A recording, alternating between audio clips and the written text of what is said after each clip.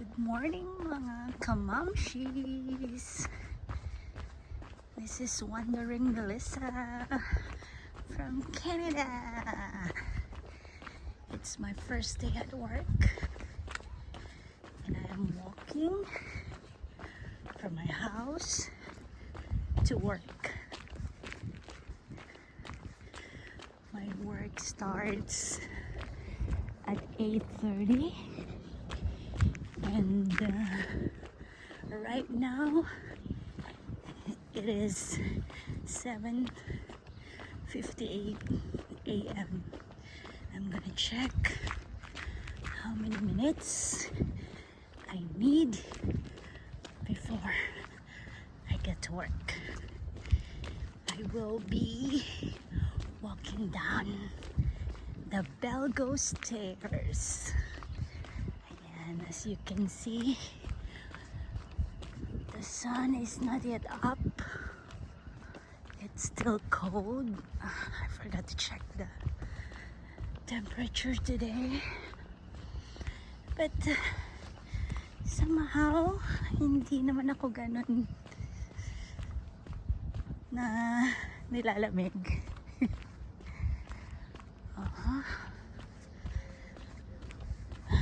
I hope lumabas ang araw mamaya pag uwi ko kasi I'm walking again. Ito pa rin yung path ko pa uwi. Ayan na, I'm approaching the stairs.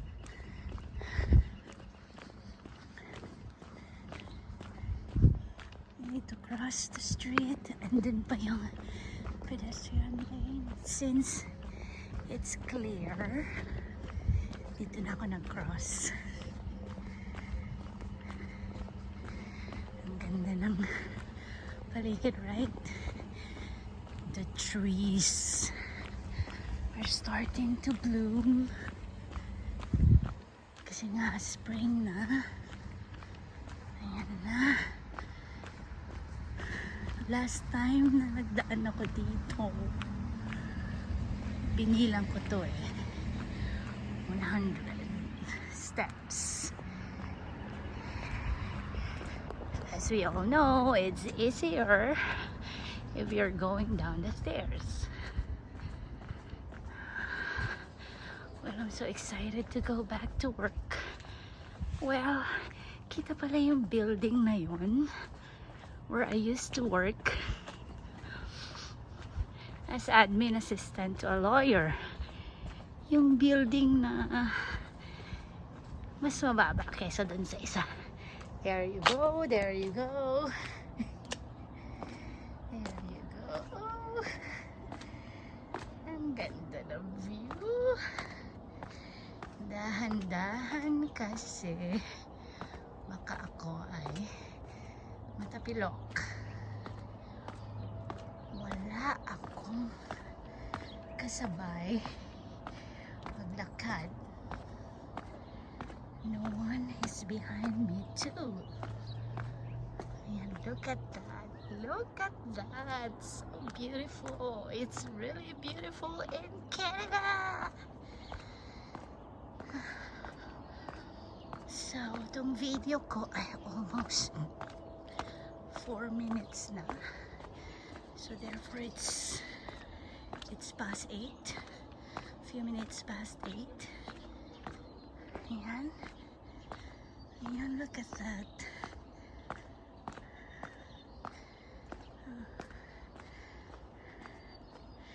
Good luck sa akin later.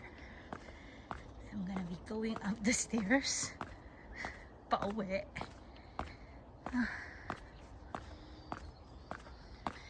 I'm excited to meet my colleagues.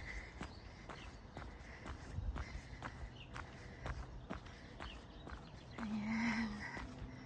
Tapos na akong maglakad dun sa 100 steps. Easy peasy.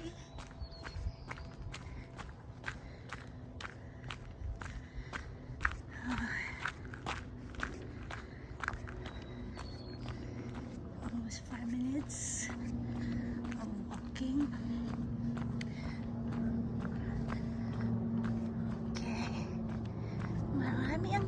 nagtatanong sa akin how I was accepted in that job. Well, I guess I am really blessed to have that job. And I'm so grateful about it. Although I'm not a teacher here, but still it is still the same as being an educator, because you guide new families here, especially mga Filipino families. They specifically hired a Filipino to assist them due to the fact that, you know, language barrier again, but we all know Filipinos are good in English.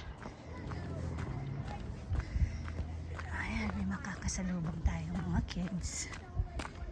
Kasama yung guide nila. I think she is from YMCA. And these kids are going to Bago.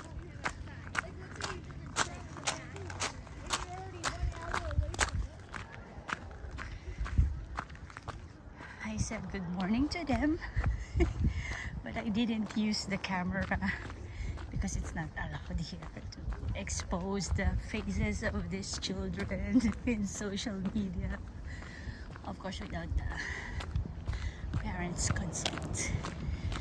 That's the way it is naman even back in the Philippines. Lagi yan nire-reiterate ng mga DepEd employees, DepEd officials. Anyway, I'm almost there.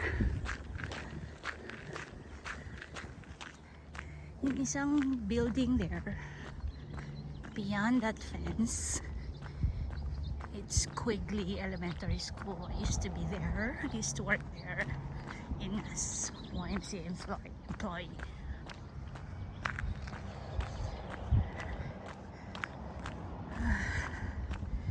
I have to cross the street.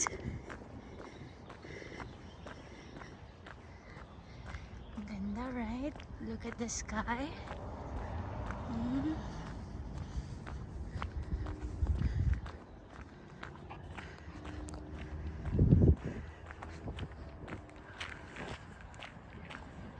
Medyo naninigas na yung kamay ko kasi ang awkward naman na magsuot ng mittens kasi hindi na winter. So insert ko na lang yung right hand ko sa pocket ko, and my other hand, left hand ko, hawak ko tong iPhone ko. And okay, I'm gonna turn off the camera.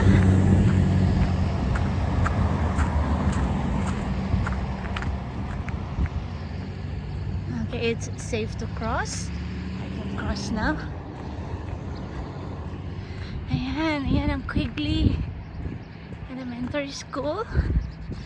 I work there. So YMCA employee. Ang laki, right?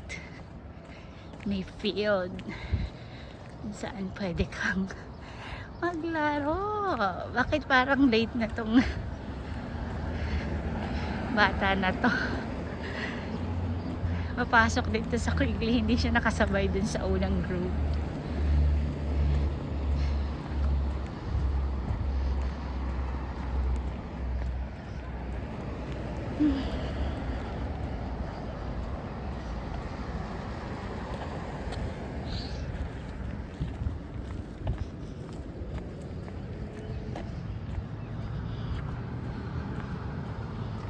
Medyo malapit na ako sa workplace. Medyo sinipon ako kasi ang lamig. By the way, today is the birthday of my husband. So, hindi ko siya kinulit na ihatid niya ako sa work. Kasi I wanna try walking. Para naman ma-exercise ako. think 10 minutes left. Start ako lakad from house going to work. Okay, start ko muna yung video.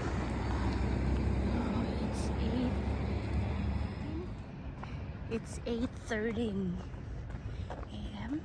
So I'm still very early for my time. And this is where I will work. Central Okanagan Public Schools Board of Education. It's like the division office in the Philippines. Okay, bye bye bye bye. See you on my next vlog.